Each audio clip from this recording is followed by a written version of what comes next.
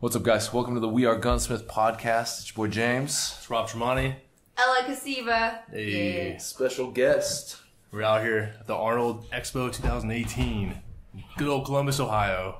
Yeah, the most beautiful world. I mean, yeah. what? All right, we're starting the podcast great. Some people could say that. So how was your day at the expo?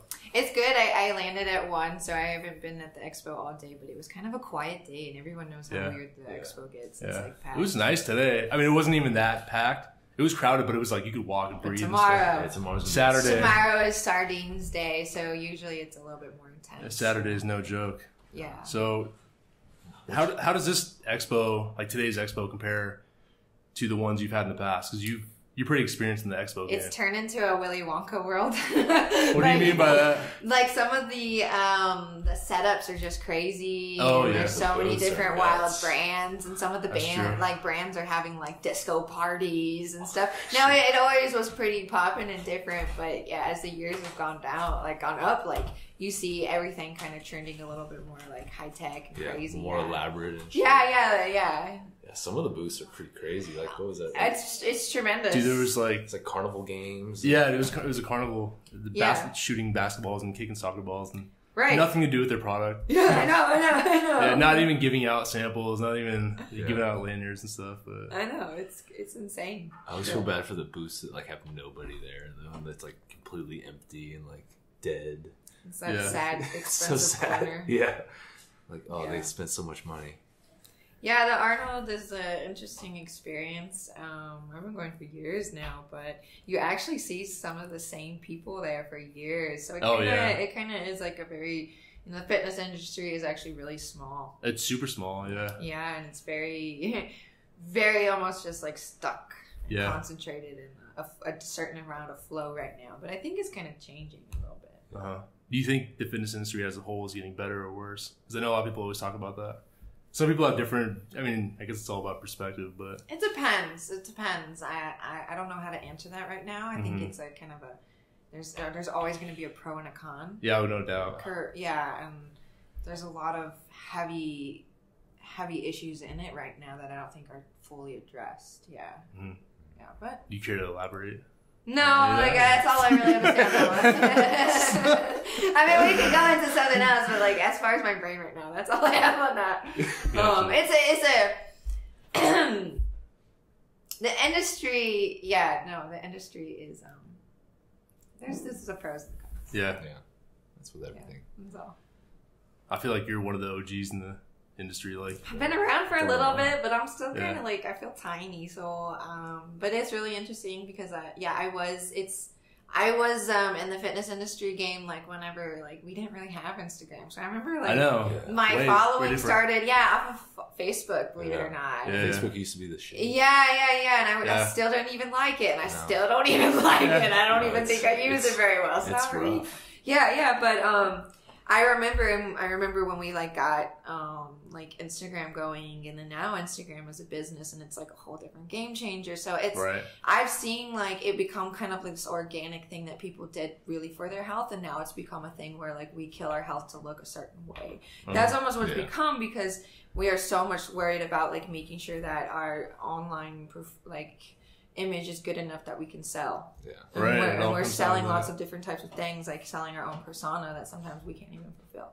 So I think that's one of the major faults, is it's just turned into this like digital world where we just kind of have to keep jumping hurdles to be on top of other people. For sure. Yeah, it's, I don't know. It's become like a career. Like before it was almost like a hobby, and now it's become like people are like making millions of dollars, like just average people, like that wouldn't have a way 10 years ago to make that much money. And people are known as like Instagrammers now. Yeah, it's crazy. It's not even, you don't even have to be part of a company. You just have a big Instagram following. And they'll be like, there's memes out there. They're like, oh, when someone calls you by your IG name, whoa. Yeah. But it's true. It is kind of funny, but when they do that, I'm like, yeah, it's my name. Yeah, I know. I switched mine to my full name recently. Right, you're like, I don't have to tell you that I'm fitness, okay? Yeah, right. You will know. You will know. You don't have to add fit.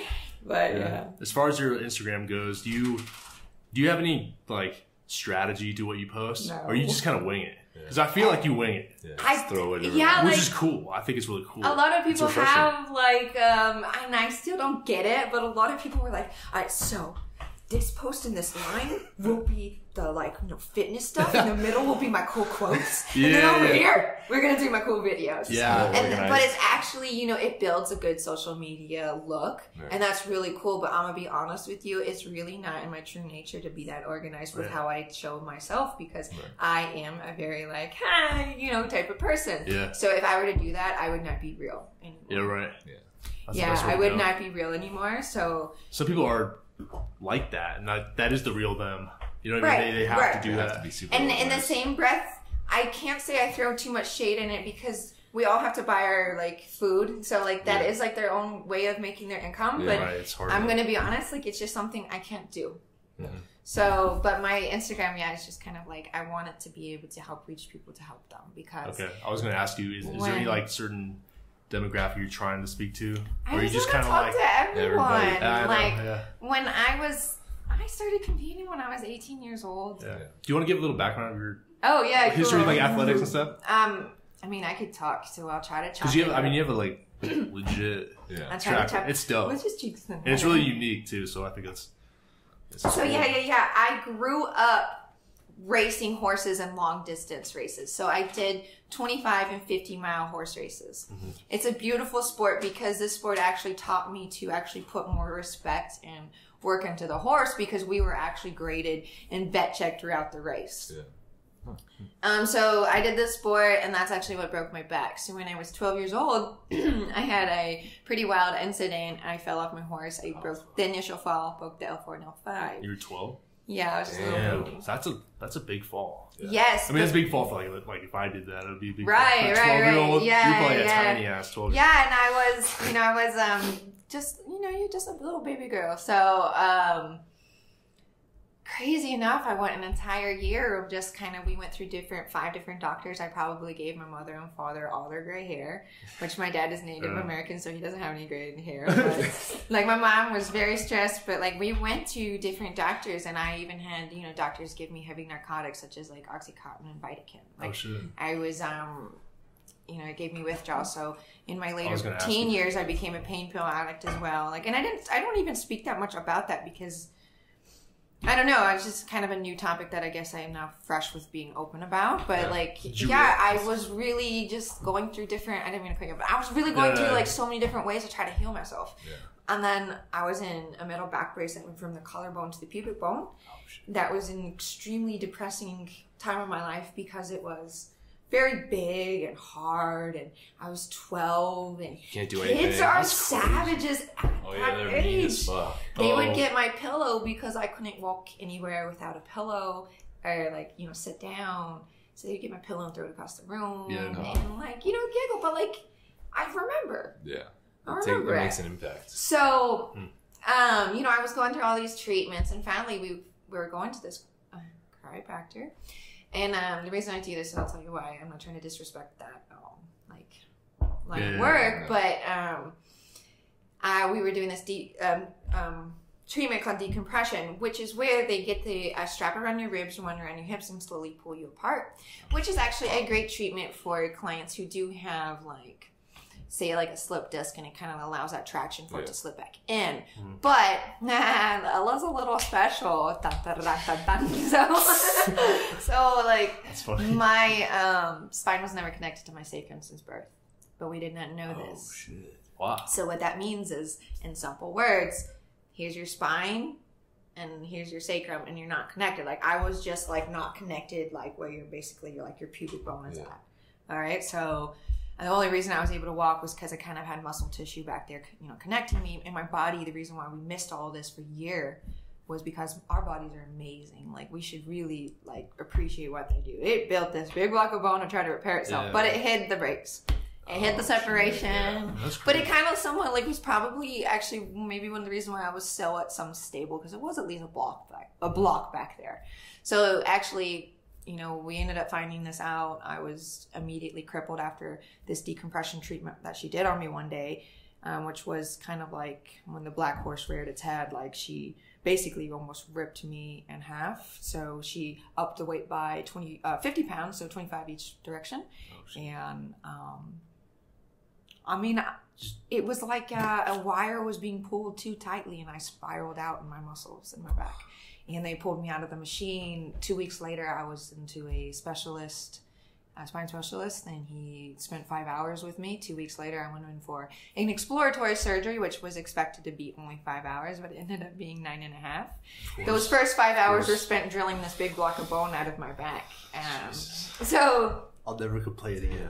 No. Like that's not like my intentions. My intentions are like, no, I know. Look, bro, like, right. You don't. I'm like, yeah. But in a way, like, yes, like you should really like, because I do complain when I get close with an intimate partner, like, oh man, my back. Like I actually hurt every day, and it is very difficult. But you see how much I shine, and it's because like when you live in so much pain, you understand how it feels. So you don't want anyone to ever to feel that. Feel that empathy. And so you should try to like really try to understand that when you do feel pain. Yeah, because it's made me be like so whole and like understand how to even accept my own pain, because like it hurts. I'm like a grandma back there. Yeah. Because so you still suffer from? Yeah, I live in chronic pain every day. Yeah. Wow. Yeah.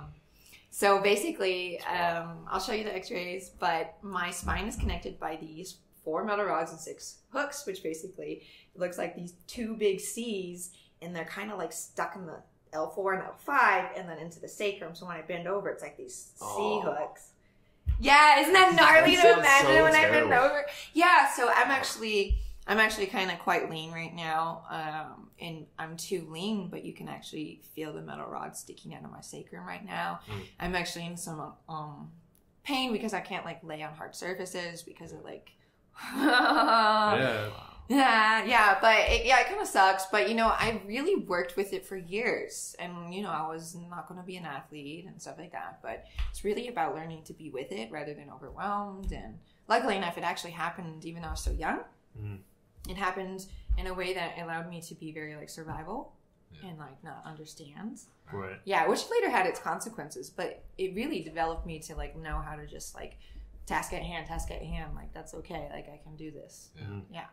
Probably helped with the races and stuff. Yes, I was able to transfer that into my competitions because when you're racing for like you know 2 days to 4 days. That is one of the hardest topics or the hardest things about my competitions is because you don't know when you're done. You don't know because the way you finish like a death race or something of those sort, you find your strategy and you stick to it and you fucking eat your calories. Yeah. Like, and it's important because, you know, the last death race they had, I had rhabdo and I collapsed and I was not good with my nutrition or water. I was really like I couldn't stop peeing, and I was like cold and hot. I got sunburned, and then it was like 30 degrees at night, and I got hypothermia. I was just bad. Yeah. So backtrack a little bit. No, I just go. Well, how did you like? At what point were you like, I want to do these races? I don't know. And then at what point did you realize I'm like really damn good at these races? It's fucking amazing. Because you went pro, right? Yeah. I mean, you don't just casually just go pro at something. Like you need to be one of the best. So. When I was in high school, I was running just cross country and track. Like I wanted to play basketball and volleyball, but my back wasn't good enough. I went back to horse racing, and I was doing really well actually than the horses. I was like placing 6th and getting best condition on I still have the same horse. I just don't ride him as much, but I was doing really well. Cool. Yeah. He's a cute little happy fat retired boy now. But maybe I kind of want to like maybe race him, but I'm getting carried away. But I went back to racing horses, and I didn't know what I was going to do with my life. I was about to graduate high school at the time. And I was finally getting to a point where I could kind of like use my body more. My back wasn't as bad, so I was finally able to kind of run. And I fucking hated running, but I became good. Now, I will never take this away. My family is stacked, okay? My oldest brothers, maybe I shouldn't be saying this, but they're all both, okay, so my oldest brothers are special forces and different branches, okay? Sweet. And then my sister, she was an amazing athlete in high school, but she became a sorority girl. Right. Yeah. No shame, but you know, we're like a very strong family. So that's also why it was so hard to be so weak when I was growing up. I mean, I was barely able to walk. Like my mom was taking me out of the bathtub. So like I had a very strong will already, like mentally, perhaps so. So I just had this drive, and I always would tell myself it would be great, and I didn't even know what that would mean. Yeah. And I remember after the back surgery, I'd always say, hey, Miss Holly, which was one of my teachers, you know, I'm going to tell my story one day. I'm going to tell my story one day. And all I had was my backstory. I always just said I would be great. And I always did this thing where I envisioned like winning races and I didn't know what they were. And I started, okay, I'll just like train for a half marathon. So I started training for a half marathon. This is 2011, like after I graduated high school. But unfortunately, I was in a very dark place mentally, so I wasn't in love with myself, and this is when my anorexia began. And so I started, like, really restricting calories. Like, I mean, I diminished. I'll show you the photos, but, like, I mean, I was, like, total white girl. Like, no butt. Like, I was, like, maybe 100, 115 pounds, and right now I'm 140. Right. Like, very healthy, very happy. Yeah. But back then, like, sure, maybe I looked kind of like, oh, she's lean in muscle, but I was not well. Not a healthy one. I was eating like 500 calories when the worst of my days, you know, making sure that like I was burning the calories off, you know. That's probably so common these days too. Like most girls don't even realize they're not and it's really brushed off as if it's a shared trait and shared struggle. And honestly, we should not joke about that because that leads to like real dangerous things. Yeah. So I started, you know, really being successful somehow. I started entering into 5Ks, and I was like crazy, running all these really good times. So my initial plan was to get a scholarship to go run for Texas State. I wanted to run cross country. Crazy. I actually ran my best like 5K time. I ran like an 18:33, and I was ready to like go to Texas State and like have an interview with the dean. And I saw this like thing for Tough Mudder, so I signed up for it.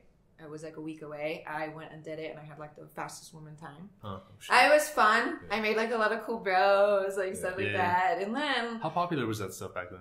Not really. Like, not at all. I just was getting bored of running because I was kind of I was a running maniac back then. And so a couple weeks later, there was a Spartan race in Dallas, and this is the one that made me famous, essentially. So. Yeah.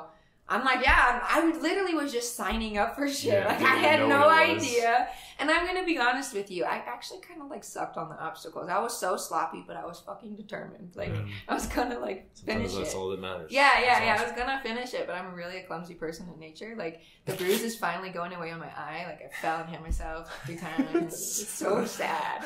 Like, if you know me personally, like, I'm just an idiot. But in the best kind of way. But anyway, so, like, I go show up to the Spartan race.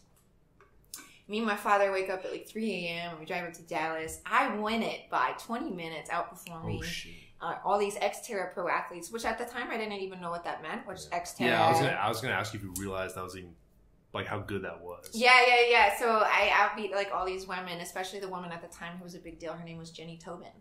And I outbeat these women, but I was registered in a different, like heat wave thing. So Jenny got $10,000 even though I beat her, but I got this dope Spartan helmet, right? Okay. I got a helmet, okay? And they stopped making those. They stopped making those helmets, so you know I'm an OG. Cool. But you know what? It was dope because I was 18 years old. I like drove up with my pop to go do this race. I had no idea. I sucked so bad on the obstacles, but I killed it and I fell in love. And I guess I did such a good job that a few weeks later, it was kind of like a movie moment. I was contacted by Joe DeSena himself, the Spartan Race like founder, kind of like to chop it up. It was kind of like more so like, hey, who are you? Like, we want to have a pro team in a few months, and we want to sign you. I was like, cool. And then at the same time, I was contacted by a few other companies. Sometimes it's kind of hard for me to like talk about, but I was signed by a few other companies, and like people just started contacting me. Because at this time, we were kind of briefly talking about this earlier, but at this time, there was no Instagram, no Twitter. It was just Facebook for, like, social media stuff. So I had recently finally done the half marathon that I had done. But a mile before I'd finish it, like, my sciatic nerve got pinched by the metal rod, and my story got posted on the newspaper, and it kind of made me viral. So then my story was out there, and so this is how people were finding me. So people started following me probably around that time. And then, so basically, that's kind of how I was getting all these sponsorships. It was I was winning. I had a story, and I was just kind of like, you know, doing my thing. I didn't know much, you know? And then I just kept like what's the next craziest shit? This is boring. This is boring. Because I was such an extremist. Yeah. I said that was such a list. I was such an extremist. Okay. Yeah. But, so I signed up to do my first death race in 2012. I had never had a rucksack on me. And that was terrible because I got stuck with this tire that we had to lug up this mountain called Blood Route. And it is one of the worst trails in Vermont. And it took us like 12 hours. And that thing almost killed me twice. But I just started doing all these, like Spartan races and adventure races, especially once I started getting like contracts. And I was just literally kind of traveling and competing and doing really well. But I really don't know how I was doing really well. The whole time I was really sick with an eating disorder. Most of the time was spent circled around eating, and then throwing up, and then I'd go train. And training was very intense. Like some of my days I'd go hike with 20, 40 pounds on me for 2, 3, 4 hours, and I'd be carrying logs and like going in the water and like taking a puzzle and like doing a puzzle, sleep depriving myself, and then I'd be in the gym training, and then I was kind of going to college at the time a little bit. I was doing community college, kind of studying psychology, but once I really got full-time sponsored and went pro, I stopped going to college because I was so sick with bulimia and competing that it was literally 2 full-time jobs of being happy for the world and like depressed behind the scenes. It was hard. But it was, I was crazy successful. It was dope. I was a young cat. It was cool. I was racing with like all these 30-year-old women and men. Are you still in contact with any of them? Yeah. Still, cool. Yeah, and still did like some races. Like I'll compete in May, so that's a big thing for me. I was going to ask you, what's your plans for the future as far as like races go up there? So I am competing in May. So I'm doing a 35-hour adventure race, which is kind of a special one that I'm doing. It's called the Sisu Iron, which, by the way, I should make note, is a great race to start if you ever want to do like an unconventional adventure race. Yeah. They kind of mimic the death race, but not as hardcore. But they do play like little mind games, and it's kind of a fun if you really just want to challenge yourself. And it's my buddy who does it. So I actually won it in 2014, and then 2 years later they invited me to help direct it. And I was such a crazy jerk to everyone. I made them bring these babies because it's 36 hours, and these babies, like these toy babies, you barely shake it and it laughs and giggles because I wanted to give them nightmares. Because I know, and I made them do like PT with the babies and all that stuff. But you want to tap into their head to a point where they're worked. Yeah. People actually were like, "Fuck you, elephant baby," but you know what? You're awesome. You know what? You'll keep that baby forever.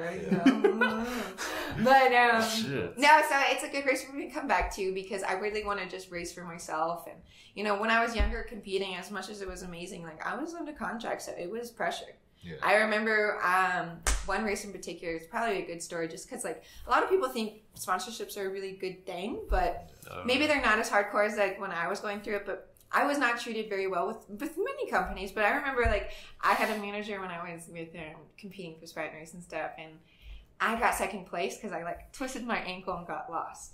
And they were like, the individual was like questioning me like, how did you lose? How did you get second? Yeah. Why did you get second? I was like, because she was faster than me. I also, here's a hematoma on my ankle and I got lost. But I was such a perfectionist. It was hard to always hear, like, how come you weren't perfect today? Right. And you see that in lots of industries, though. Like, this isn't just me cracking at fitness. This is me cracking at the world. Oh, yeah. No. And even us talking to us. Yeah. That should hit you hard because that hits me hard when I say that. Because even me, who loves herself, I still have to struggle with being like, oh, that was a little hard on myself. Yeah. But we're like, you're your worst critic, though. Yeah. Oh, for sure, dude. Yeah, and so when you're the worst critic and you're under that pressure and you're that young, it is difficult. So, yeah, it's a crazy world. Sometimes the sponsorships are not all they're cracked up to be. Yeah, and you have to understand that at the end of the day, you will be a product for these individuals. It's not just getting free shit. You're expected stuff. It's a two-way street. Yeah, for sure. I mean, not every sponsorship is that way, but it can go that way. But for sure. I think people are under a misconception that it's just like, oh, you get a bunch of free shit or they pay for something, but no. Yeah. Everybody needs more stuff that goes into it. Yeah, as a clothing brand, we get contacted every day about how do you get sponsorship? Are you guys sponsoring? Like, send me free stuff, and then we like they don't understand it's a two-way street. Like they couldn't really do much for like we could do a whole lot for these people. You know, it's got to be a good situation, but we're not even really looking for that kind of stuff anyways. But anyways, we're not there. So on your Instagram, you post a lot of art. Yes. Is that more of like a therapeutic thing, or is that? Yes, it's also I'm pursuing that as my business now. So I was going to ask if you're trying to make it your income. I'm actually it has been a huge like freelance income right now. Like, that's cool. And every time I finish a project, because sometimes I keep like at least 5 clients a week. It's so cool. Like people love it. And it's every piece is super healing for me to do. So it's so dope that people like first love my art, but they also like some of them are like, can you design tattoos? And now I'm like, maybe I should just like think about that apprenticeship that I've been thinking about for a while. But I've been drawing since I was a little girl, and I actually stopped drawing when I was really sick with like bulimia and stuff. And then so when I like finally opened up about bulimia, which really started my healing process, which I think is very important for people to understand, that like when you actually open up and start being honest with yourself and honest with those you surround yourself, because it opens so much more energy of just like, oh, like I can breathe, like I'm not like. And you find a lot of people that are just like you. You're like, oh my God, you're not the only one. Yeah, and it's very good for you to be that honest with yourself. I started to draw then. So this past year and a half, I was just like starting to draw, and before I knew it, someone's like, "Hey, that's cool. Can you draw me my dog?" Yeah. Oh, cool. I was thinking of a tattoo. Yes, I can do it. I want a geometric tattoo. Yes, I've never done it, but I'll do it. Like I was just asking, and people were, I posted like a photo of me drawing, and people hit me up, and it's amazing. So it's really cool. Yeah. I do want to make it my job, so I am kind of like in the low ground, like trying to work on my own custom underwear line right now. Whoa. I've been working on it for years. And it kind of came from me like doing art as a healing process, because I really found myself with drawing and creating and expressing who Ella was. And I'm just kind of like that girl, like when I was at my like my house one day, I was like sitting there in like a crop top and underwear, and I was like observing myself, like no homo, but I was like, you know what? I actually like for the first time in years love myself, like love my body. Damn, I want other women to feel like that. Yeah. Oh yeah. I feel loved. That's awesome. And then so I understand like, oh, I need to design women's underwear. So that's like literally where the idea came from. Was it was just kind of like I was just sitting there like drawing, and just kind of like it overcame me. It was just like feeling. Just this odd acceptance of like, oh, yeah, I'm good. I've noticed over the past probably year or so, like the women empowerment has gotten really huge, especially in the fitness world. But like probably everywhere. I'm just like so focused on the fitness world, I don't even know. But the women empowerment in general, do you like feel like you're almost at the forefront of that? Like you're trying I'm not sure. Are you just trying to like empower everybody? I mean, like essentially. I think women have been lower than men for years, and we all know that. But I think we all should just like just grow together. Yeah, like we understand just like everything with racism and stuff. We should just like really truly learn to like forgive ourselves and forgive them, and just be like, all right, we're gonna just go up from here and like learn to just grow and flow and I don't know if I'm like up there. I feel kind of like small compared to a lot of people. I don't have that much following yet. But I love being able to help people. So I do want to be able to reach more and keep reaching people. Yeah. That's what's mainly important for me, engaging on social media, because sometimes it's hard. I'm not a really huge like showing my life world stuff, because most of the time I am just drawing and working out and hiking. That's really what I do. I'm not that kind of cool. Like, it's not that crazy. This, and then it's like, ugh, and then it's like, hey, dogs hiking. Like, that's me. Yeah. So I'm not really doing this all the time, and that's kind of what it takes to kind of reach people, and it's kind of unfortunate sometimes. Like, I'm not a good social media, but sometimes I am. So you gotta like do that. You gotta like learn how to just. I know. Well, your posts get a lot of engagement. It seems like a lot of supportive people. Yeah, I love them so much. It's so cool. That's so cool. It's awesome. It's really nice. It's just nice to know. I don't know that you can. Like we said before, you can be yourself, and that's why it's cool to come to these expos. You can kind of like meet and see the people that maybe you didn't know you had an impact on. It's fucking amazing. Yeah, it really is. Yeah. Yeah, you're not. I mean, it's not just people coming up to you for a photo and then leaving. It's like having an actual. I think I cried like 5 times today. Really? Oh my gosh, yes. And tomorrow's going to be even more intense. The energy for me coming to this Arnold was even more intense because of just kind of like recent life stuff. But yeah, this was a very special one. For sure. Yeah.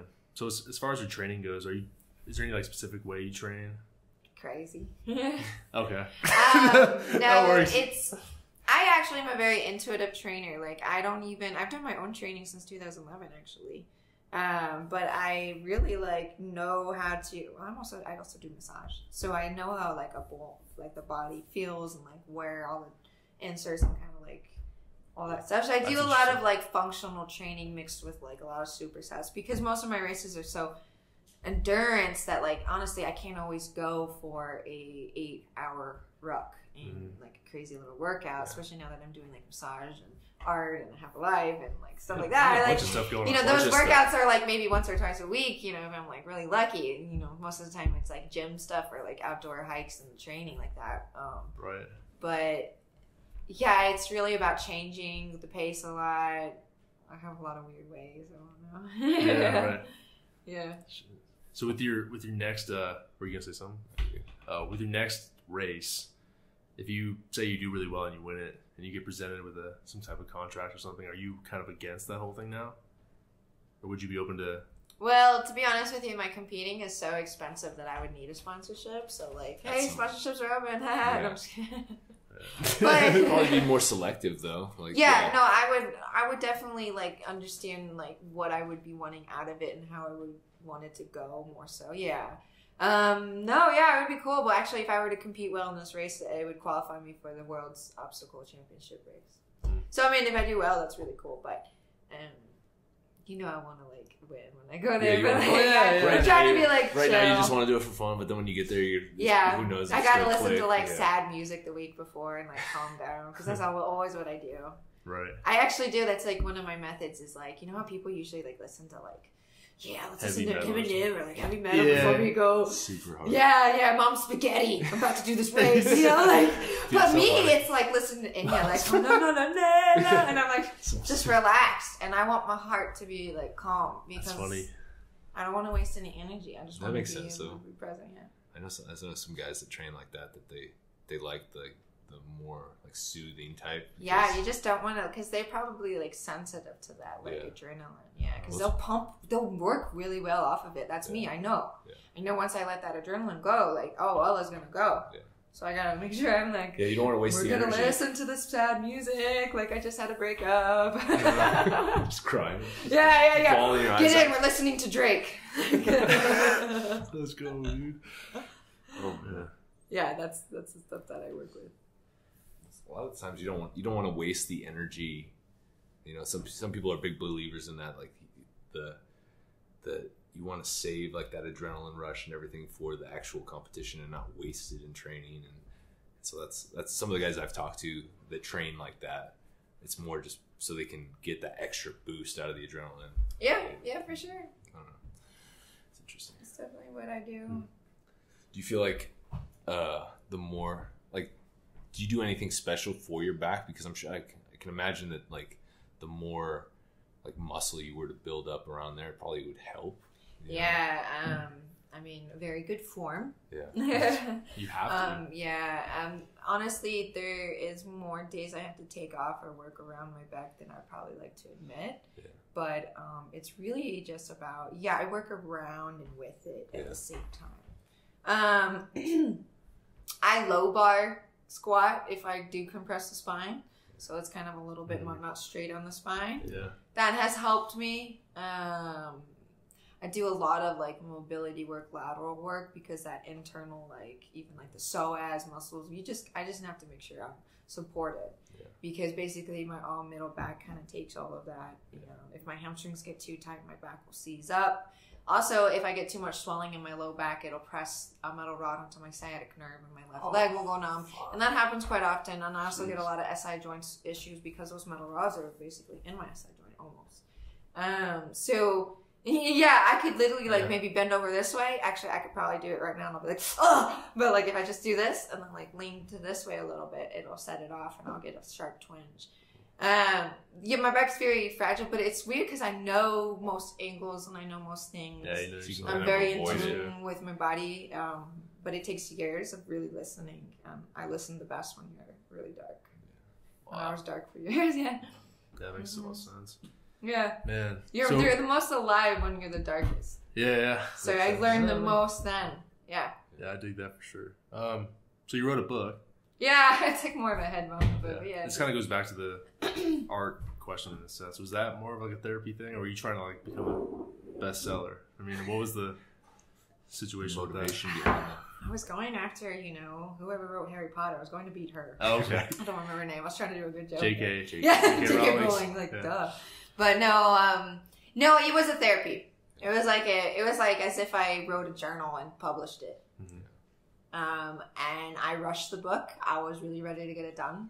I wanted to be done. It was a rough year, and I used it as a literal and figurative closing the book. Yeah. And it felt dope to write it. But it was hard because it brought me back to lots of...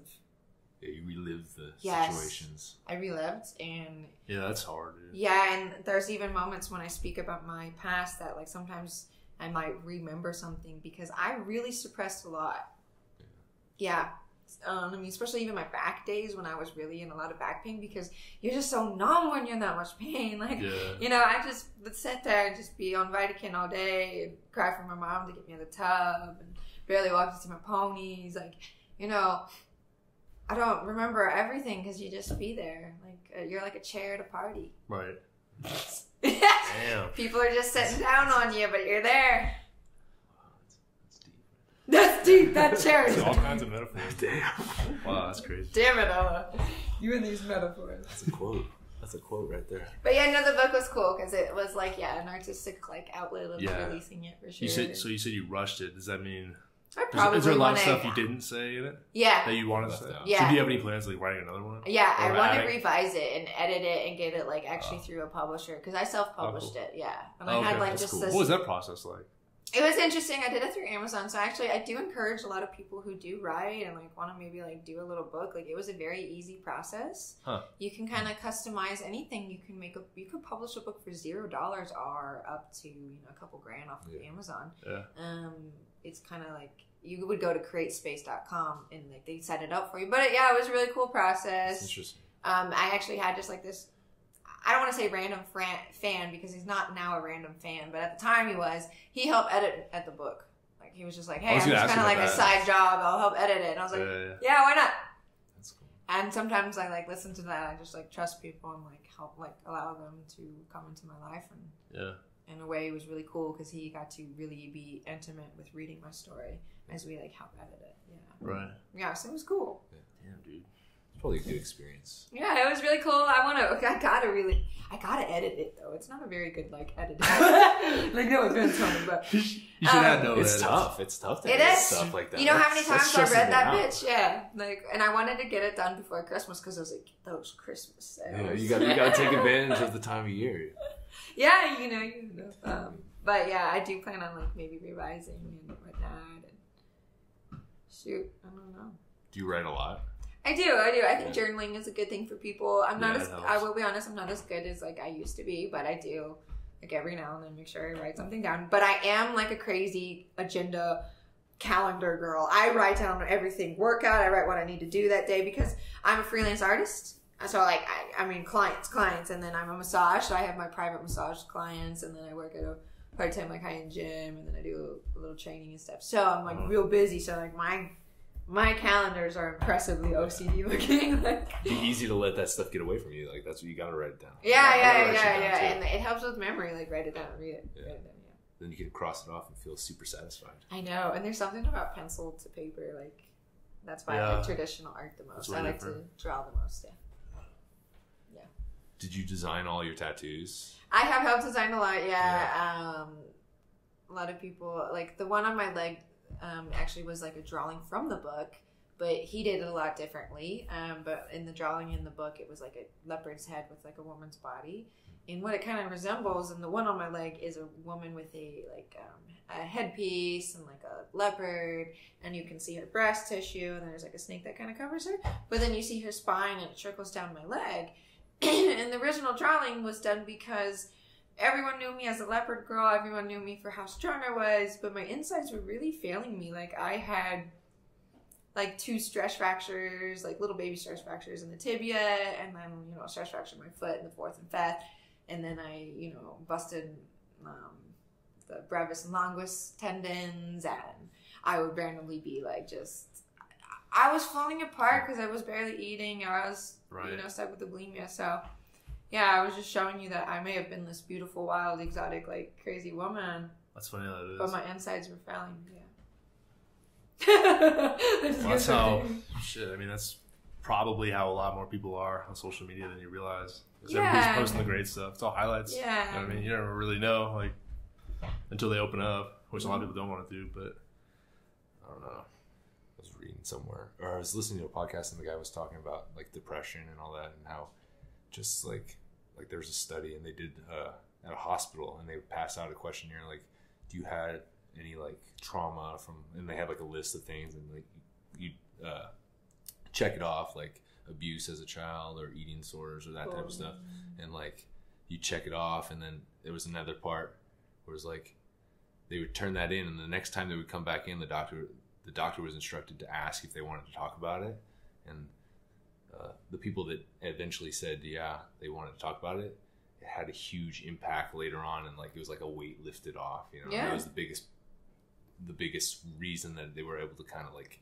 feel better. It's as if those words hidden inside you are like a toxin. Yeah. So the more you keep it, and the more we don't like truly understand the more we neglect truly understanding how we feel and how we emotionally accept and go through things, we're never going to truly know how to feel and understand others. So we're going to like be in pain for years, and that might make us become angry, might make us become irresponsible, ignorant, irrational. It's all types of things.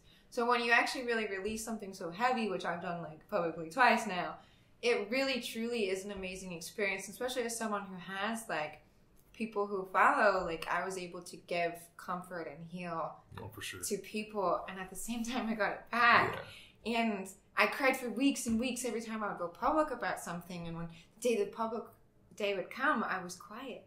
But I'd cry when I would read people's messages because I could feel their words, because as I stated, like I lived in pain for so long that I truly understand pain so much that when people talk about it, I feel it.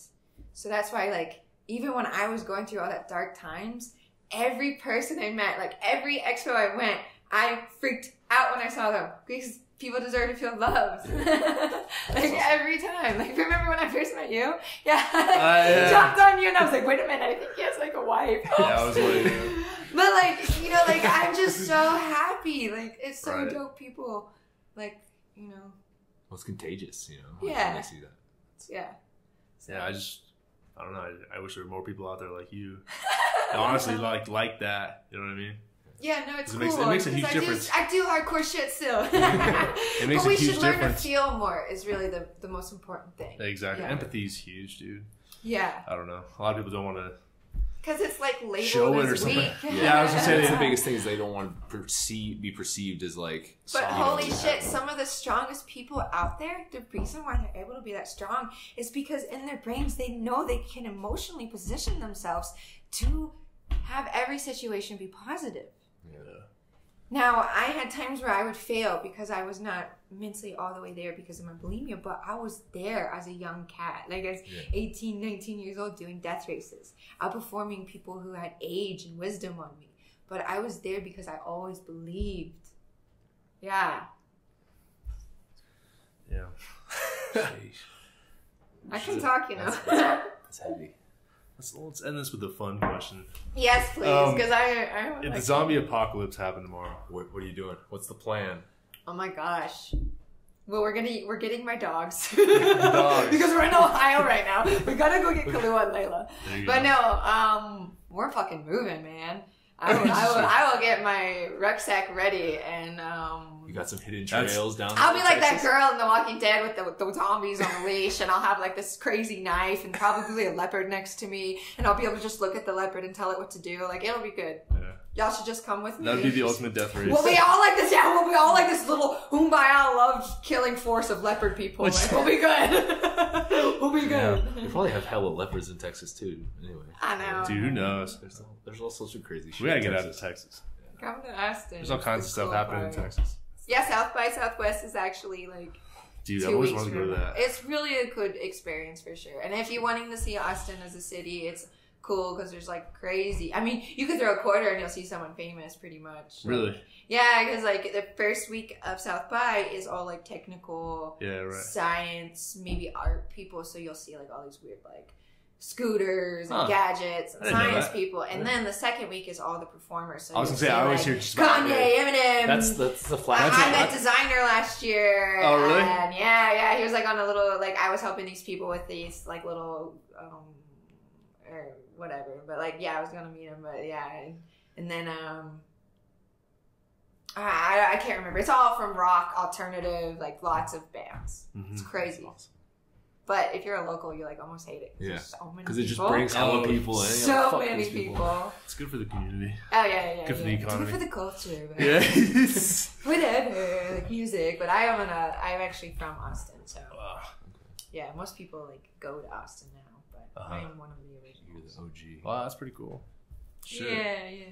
Well, before we sign off, is there anything we gotta ask about? No, I'm happy. We gotta ask about coconut. Oh yeah, we got a few questions. Coconut? Yeah, we have it. Yeah, just don't. We have a standing debate. Just ask the questions. Do you enjoy coconut? Like coconut flavored. Coconut flavor. I used to be a freak about like Dunkin' Donuts coffee with like coconut flavoring, but coconut's okay. Yeah, I like it. Maybe like coconut with chocolate. Why you're looking at me like coconut? I think I win. He loves coconut. I hate coconut. Okay, I love coconut. Yeah, but I'm not like I'm not like 100% coconut culture girl like running around coconut. But it's good. Running coconuts. Yeah, coconuts. Because people do that. Yeah, it's probably out there. Yeah, it's a cult. Coconut people. The coconut. Pineapple on pizza. Yes. Fuck yeah. Okay. So split down the middle. Split it down the middle. I'll take it. I'll take it where I can get it. I don't know. Well, that's good. Pineapple on pizza is good. That's all right. Well, where can people find you? Instagram is a good place, which is just my name, Ella Kociuba, which is ELLAKOCIUBA. If you type in Ella, you'll probably pop up. Yeah, I think so. maybe. I mean, we get the first L that pops up. I'm pretty active there. I mean, Twitter as well. It's still my name as well. Facebook is my name as well. I mean, I'm trying to be more engaging and active because, like, try to set aside time to, like, respond to people. And I'm like, okay, life. That takes a long time. It can take over. Yeah. Because it's nice, but it does take, like, a little chunk. I'm like, that was 45 minutes? It's 1:30 in the morning? Dude, God! Okay, that's cool. That's awesome. But it's cool because I'm real grateful. But yeah, anywhere on my social media, I try to really like respond. So there, really works well. Gotcha. Awesome. Yeah. Hit me up for art. Yeah, right. Art. Where can they do that? Just anywhere? Yeah. Art email, which I don't know if I should just say it. It's just go for it. Yeah. Kociuba @gmail.com. I know it's weird that there's an E after Kociuba but I did it when I was young. But anyways, so yeah, we'll put that in the description. It'll be in the description. She is, she's Ella. Yeah. But yeah, you can email me there. But also, if you just click the email off of my Instagram, that works just as well. Or I'm pretty active with trying to check the DMs, even though they get crazy. But that's nuts. Crazy. But yeah, like I really use it as a business for art. Like it's pretty poppin'. So like I really do make sure to engage and find those clients. So I do try to look out for that. That's awesome. Yeah.